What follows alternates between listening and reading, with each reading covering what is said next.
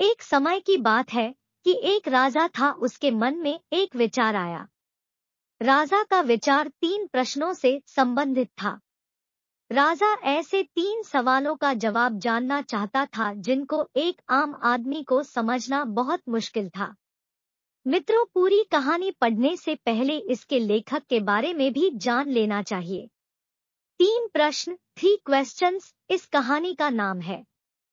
यह कहानी प्रसिद्ध रूसी उपन्यासकार लियो टोल्स्टॉय द्वारा लिखी गई है। इस कहानी में एक राजा प्रत्येक कार्य में सफल होने के लिए 3 प्रश्नों के उत्तर जानने की जिज्ञासा रखता है। यह कहानी बहुत इंटरेस्टिंग है। इसमें आपको बहुत कुछ सीखने को मिलेगा। आइए अब हम कहानी के मूल भाग को पढ़ते हैं।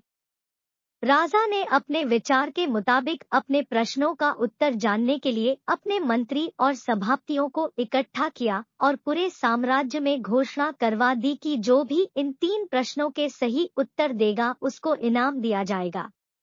राजा के 3 प्रश्न ये थे कि कार्य के लिए महत्वपूर्ण समय कौन सा होता है? सलाह के लिए महत्वपूर्ण लोग कौन है? सबसे महत्वपूर्ण कार्य क्या होता है? बहुत सारे बुद्धिमान लोग राजा के सवालों का जवाब देने के लिए आए, लेकिन सभी जवाब भिन्न भिन्न थे। पहले प्रश्न के जवाब में कुछ लोगों ने कहा कि सही समय की जानकारी के लिए पहले से ही एक सारणी, टाइम टेबल बना लेनी चाहिए और सारणी के अनुसार ही कार्य करना चाहिए, यानी जो टाइम टेबल बनाया है उसको पूरी तरह से फॉलो करना चाहिए। इससे हर काम सही समय पर हो सकता है। और कुछ ने कहा कि किसी भी कार्य को करने के लिए पहले से ही निर्णय करना संभव नहीं है। इसलिए हमें अपने आप को बेकार कामों से बचाते हुए वर्तमान में जो हो रहा है उस पर गौर करना चाहिए तथा उस समय जो सबसे जरूरी काम हो उसको ही करना चाहिए। बहुत से और लोग भी वहां पर मौजूद थे। उन्होंने कहा कि जो कुछ भी चल रहा है उसके प्रति राजा चाहे कितना भी चौकन्ना हो जाए, फिर भी प्रत्येक कार्य के लिए सही वक्त का फैसला करना एक आदमी के लिए नामुमकिन है। इसलिए राजा को चाहिए कि वह एक बुद्धिमान लोगों की सलाहकार के तौर पर एक मंडली बनाए जो राजा को कार्य करने के लिए उपयुक्त समय तय करने में सहायता करे। लेकिन कुछ लोगों ने इसके विपक्ष में भी एक तर्क रख दिया कि और कहा कि कुछ चीज ऐसी होती है जिनका निर्णय तुरंत लेना होता है कि उन्हें शुरू किया जाए या इसलिए वह सलाहकार के सामने जाने का इंतजार नहीं कर सकती। आकर इसके लिए पहले से जानकारी होनी चाहिए कार्य को करने से क्या होने वाला है और नहीं करने से क्या होने वाला है, और यह सिर्फ जादूगर ही बता सकते हैं। इसलिए सही समय की जानकारी के लिए जादूगरों को परामर्श के लिए रख लेना चाहिए। दूसरे प्रश्न के जवाब में भी सभी लोगों ने अलग अलग तरह से जवाब दिए। कुछ ने कहा कि राजा के लिए सबसे महत्वपूर्ण लोग डॉक्टर होते हैं, तो कुछ ने कहा पार्षद, मंत्री होते हैं। किसी ने सिपाही तो किसी ने पुरोहित बताए। तीसरे प्रश्न का जवाब लोगों ने इस तरह दिया कि संसार में सबसे महत्वपूर्ण कार्य धार्मिक पूजा पाठ है, तो किसी ने कहा कि युद्ध कौशल है और किसी ने कहा कि विज्ञान है।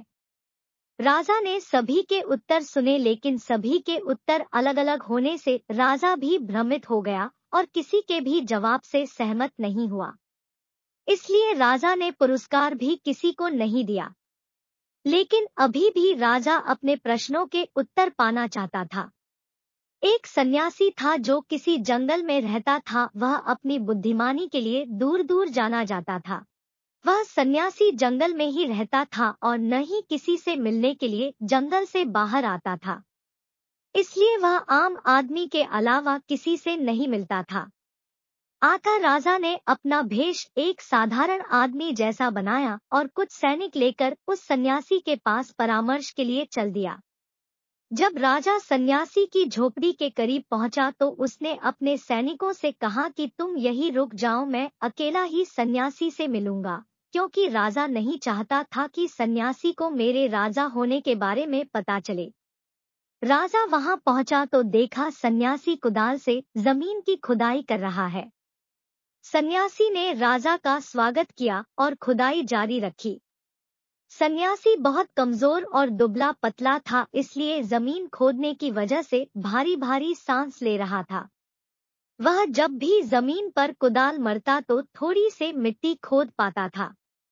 राज आगे बढ़ा और सन्यासी के पास जाकर बोला कि बाबा, मैं आपके पास 3 सवालों के जवाब के लिए आया हूँ। राजा अपने प्रश्नों को सन्यासी को बताने लगा। कहा कि कार्य करने के लिए महत्वपूर्ण समय कौन सा होता है, सलाह के लिए महत्वपूर्ण लोग कौन है, सबसे महत्वपूर्ण कार्य क्या होता है,